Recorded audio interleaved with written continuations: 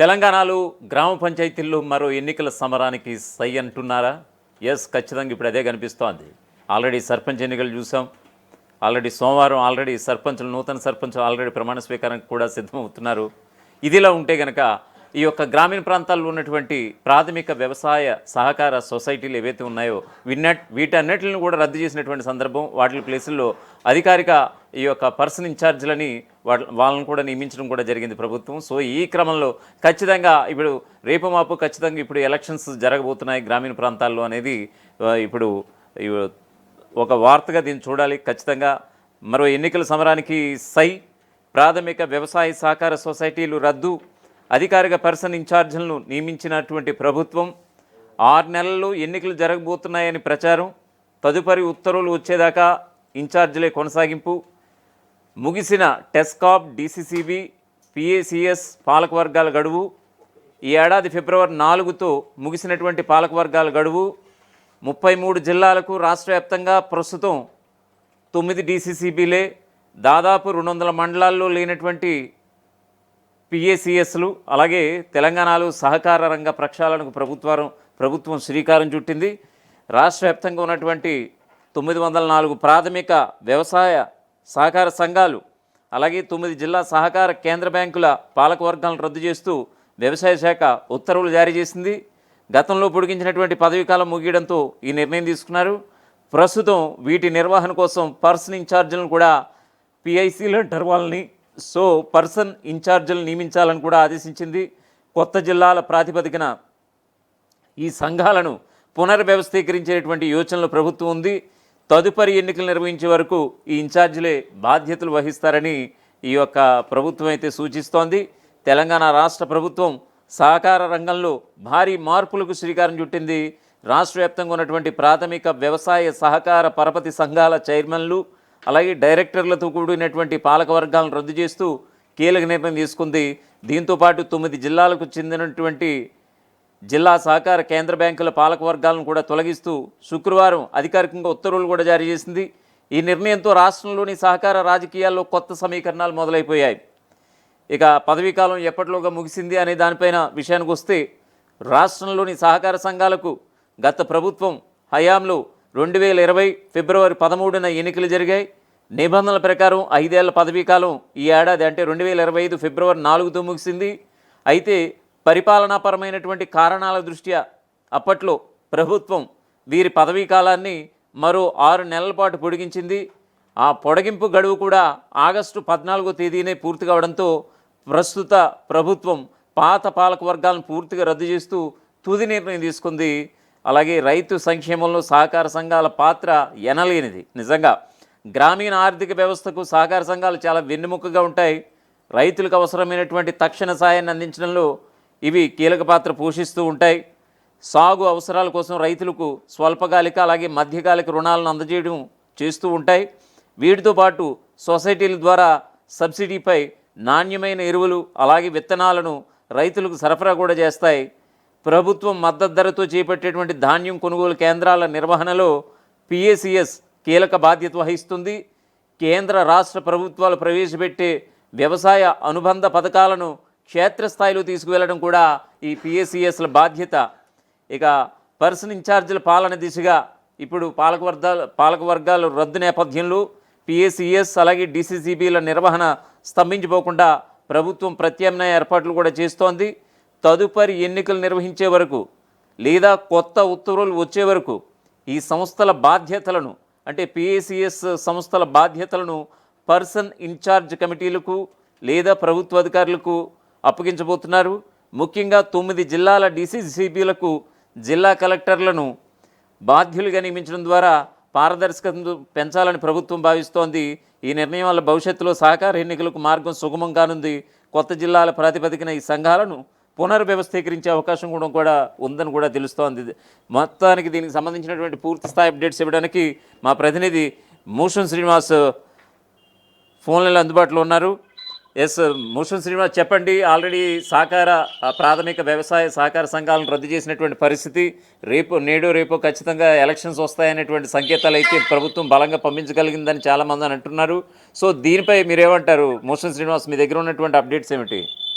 Yes, అంటే తప్పకుండా రాధాకృష్ణ. అంటే ఇప్పటి వరకు మనం చూస్తూ వస్తున్నాము, ప్రభుత్వము ఎలక్షన్స్ కు సంబంధించినటువంటి విషయంలో ఆచితూచి అడుగులు వేస్తూ వస్తా ఉంది. ప్రధానంగా సర్పంచ్ ఎలక్షన్స్ సంబంధించినటువంటి మంచి రిజల్ట్స్ రావడం, దానికి ముందు జూబ్లీ రిజల్ట్స్ రావడం, ఆ ముందు కంటోన్మెంట్, ఇట్లా ఎలక్షన్స్ జరిగిన ప్రతిసారి ఒక్కొక్క రిజల్ట్స్ వచ్చిన ప్రతిసారి ఒక్కొక్క ఆలోచన చేస్తా వస్తుంది. దానిలో భాగంగానే ఇప్పుడు ఓపెన్ గా జరిగేటువంటి ఎలక్షన్స్ ఇటు డిసిసిబి బ్యాంకులైనా కానివ్వండి, దాంతో పాటుగా పిఎస్సిఎస్ సహకార సంఘాలైనా కానివ్వండి, ఈ రెండింటికి సంబంధించి దాదాపు 904 పిఎస్సిఎస్ 9 డిసిసిబిలకు సంబంధించినటువంటి పాలక వర్గాలను ఇప్పటికే వాటి యొక్క పదవీ కాలం ముగించినప్పటికీ కూడా 6 నెలలు ఇలా పొడిగిస్తూ వస్తూ ఉన్నారు. చివరికి నిన్న వాటి యొక్క పదవీ కాలాన్ని పూర్తయినటువంటి నేపథ్యంలో, ఇప్పటికే పూర్తయినటువంటి నేపథ్యంలో వాటిని రద్దు చేస్తూ ఆ జియోలన్నింటినీ కూడా పూర్తిగా రద్దు చేసినటువంటి సందర్భాన్ని కూడా మనం చూస్తా ఉన్నాం. మొత్తం మీద దీనికి సంబంధించి ఇప్పటికి 9 డిసిసిబిలు ఉండడం జరిగింది. కానీ జిల్లాలు మాత్రం 33 జిల్లాలు కొనసాగుతా ఉన్నాయి. దానిలో రంగారెడ్డి, హైదరాబాద్ ను మనము పరిగణలోకి తీసుకోకుంటే దాదాపు 30 జిల్లాలు కూడా మనకు కనబడతా ఉన్నాయి. అంటే జిల్లాల వైద్యుగా సిఎస్సిఎస్ లను అలాగే డిసిసిబి బ్యాంకులను చేర్చాలి అనేటువంటి ఒక ఆలోచనలు కూడా కసరత్తు చేస్తున్నట్టుగా తెలుస్తా ఉంది. కొత్తగా ఏర్పాటు చేస్తే ఇంకా రైతులకు మేలు జరుగుతుంది, రైతులకు మంచి సేవ చేయగలుగుతాము అనేటువంటి ఒక ఆలోచన కూడా చేస్తా ఉన్నట్టుగా తెలుస్తా ఉంది. ప్రధానంగా పిఎస్సిఎస్ లైనా కానివ్వండి, ఇటు డిసిసిబిలైనా కానివ్వండి, ప్రధానంగా ఉద్దేశించినవి రైతులకు మేలు చేసే విషయంలో భాగంగానే ఉద్దేశించినవి. వారికి సబ్సిడీ రుణాలు ఇవ్వడం కానివ్వండి, వారికి ఎరువుల విషయంలో కానివ్వండి, ప్రతి విషయంలో కూడా రైతులకు మేలు చేసే విధంగా ఈ యొక్క పిఎస్సిఎస్ లు అలాగే డిసిసిబిలను అయితే ఏర్పాటు చేయడం జరిగింది. ప్రధానంగా ప్రాథమిక వ్యవసాయ సహకార సంఘాలు చేసేటువంటి విధులు రైతులకు మేలు చేస్తూ వస్తా ఉన్నాయి. రైతులు ఏదైనా సమస్య ఉంటే, డబ్బులకు సంబంధించినటువంటి సమస్య అయినట్టు ఆర్థిక వనరులు కావాలనుకున్నటువంటి నేపథ్యంలో పిఎస్సిఎస్ ను సంప్రదిస్తే అక్కడ నుంచి డిసిసిబి నుంచి ఆ యొక్క రుణాలను పొందేటువంటి అవకాశం వచ్చేది. ఇప్పుడు దానికి సంబంధించినటువంటి విషయంలో ఇంకా పెంచాలి అనేటువంటి ఆలోచన చేస్తున్నట్టుగా తెలుస్తా ఉంది. ఇప్పటి వరకు అయితే 904 పిఎస్సిఎస్ లు 9 డిసిసిబి బ్యాంకులు అయితే రన్ అవుతా ఉన్నాయి. ప్రధానమైనటువంటి విధులు కూడా మనం చూస్తా ఉన్నాం కాబట్టి ఖచ్చితంగా వాటిని పెంచితే బాగుంటుంది అనేటువంటి మాటలు కూడా. అంటే మోషన్ శ్రీనివాస్, ఇప్పుడు రాష్ట్ర వ్యాప్తంగా 33 జిల్లాలు ఉన్నాయి. అంటే గతంలో ఒక 10 జిల్లాలు, ఉమ్మడి జిల్లాలు మాత్రమే ఉన్నటువంటి పరిస్థితి. ఈ జిల్లాల బైఫర్కేషన్ అయిన తర్వాత 33 జిల్లాలుగా ఈ యొక్క భౌగోళిక స్వరూపం మారినటువంటి సందర్భం. సో ఈ క్రమంలో అవి కూడా పెంచే ఏర్పాట్లలో ఉందా ప్రభుత్వం? తప్పకుండా. అంటే ఇటు మనకు మామూలుగా పిఎస్సిఎస్ డిసిసిబి అనేది కూడా ఒక రకంగా చెప్పాలంటే రాజకీయ పరమైనటువంటి నాయకులకే ఆ యొక్క పదవులను కట్టబెడుతున్నటువంటి సందర్భాలు మనం చూస్తా ఉన్నాం. For example Karimnagar district cooperative bank సంబంధించినటువంటి సహకార సంస్థ కానివ్వండి, ఇటు ముల్కనూరుకు సంబంధించింది కానివ్వండి, ఇలా చాలా ప్రాంతాలలో కూడా అక్కడ ఉన్నటువంటి ఎమ్మెల్యేలు లేకపోతే ఎమ్మెల్యేలు దానికి సంబంధించినటువంటి చైర్మన్ గా కొనసాగుతూ ఉంటారు, డైరెక్టర్లు కొనసాగుతూ ఉంటారు. అంటే ఇవి కూడా ఒక రకంగా మార్కెటింగ్ కమిటీ లాగా, అలాగే ఒక రకమైనటువంటి జిల్లాకు సంబంధించినటువంటి ఒక రాజకీయ పదవిగానే ఉంటుంది. అంటే రాజకీయంగా ఉన్నటువంటి వారికి ఒక ప్రోటోకాల్ గా ఉండేటువంటి పదవిగా చూస్తూ ఉంటారు. కాబట్టి దీనికి పోటీ కూడా ఉంటుంది. ఒక రకంగా ఇది అధికారంలో ఉన్నటువంటి ఎవరైతే అధికార పార్టీలో కొనసాగుతున్నటువంటి నాయకులకు ఒక రకంగా ఇది పదవిగా స్వీకరించబడుతుంది. కాబట్టి ఈ యొక్క పదవులను పెంచడానికి కూడా అవకాశం కనబడతా ఉంది. ఒకవేళ ఈ పదవులను పెంచితే ఎవరిని అకామిడేట్ చేయాలి అనేటువంటి ఆలోచన కూడా ప్రభుత్వం చేస్తున్నట్టుగా తెలుస్తా ఉంది. ప్రస్తుతానికైతే 9 డిసిసిబిల సంఖ్యను 14 పెంచితే ఎలా ఉంటుంది అనేటువంటి ఆలోచన చేస్తున్నట్టుగా మనకైతే సమాచారం అందుతా ఉంది. 904 ఉన్నటువంటి పిఎస్సిఎస్ లను 1300 వరకు, 1250 నుంచి 1250 నుంచి 1300 వరకు పెంచితే బాగుంటుంది అనేటువంటి ఆలోచన చేస్తున్నారు అనేటువంటి సమాచారం అయితే వస్తా ఉంది. మరి చూడాలి ప్రభుత్వం ఎలాంటి నిర్ణయం తీసుకుంటుందో. దాంతో పాటుగా 6 నెలల్లో ఈ యొక్క పెంపుదల అనేది చేసి ఎలక్షన్స్ కు వెళ్తే బాగుంటుంది. ఆ యొక్క డిసిసిబిలు పిఎస్సిఎస్ లకు నింపితే ఎంతో కొంత ఎవరైతే పార్టీ అధికారంలోకి రావాలని ప్రయత్నం చేశారో వారికి అకామిడేట్ చేసినట్టుగా ఉంటుంది అనేటువంటి ఆలోచనలో కూడా ప్రభుత్వం ఉన్నట్టుగా తెలుస్తా ఉంది. Radhakrishna. Okay motion Srinivas, thanks for updates. మొత్తానికి ఇది పరిస్థితి. ఇప్పటి వరకు 9 ఉన్నటువంటి డిసిసిబిలు 14కి చేరుకోబోతున్నాయా?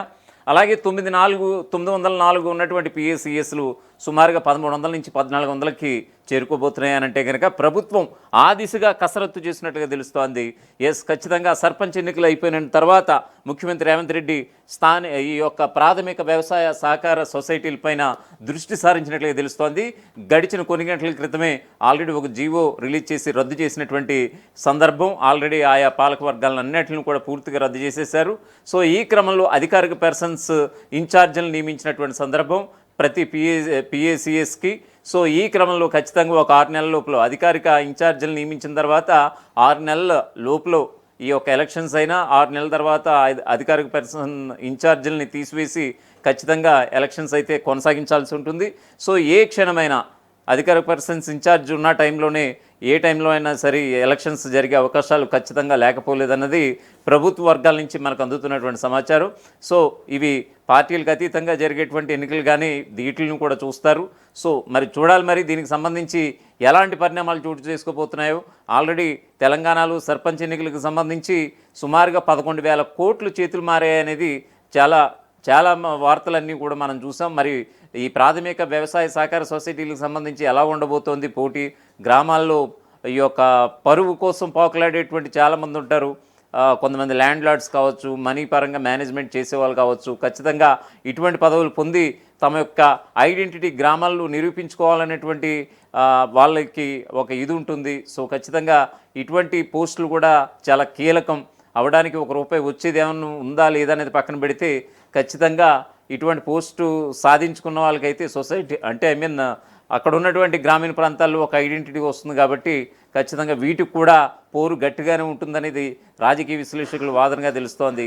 ఏదేమైనా సరే నేడో రేపో ఖచ్చితంగా ఈ ఎలక్షన్స్కి సంబంధించి ఒక నోటిఫికేషన్ కూడా వచ్చే అవకాశం లేకపోలేదన్నది బలంగా వినిపిస్తున్నటువంటి మాటగా చూడాలి దీన్ని.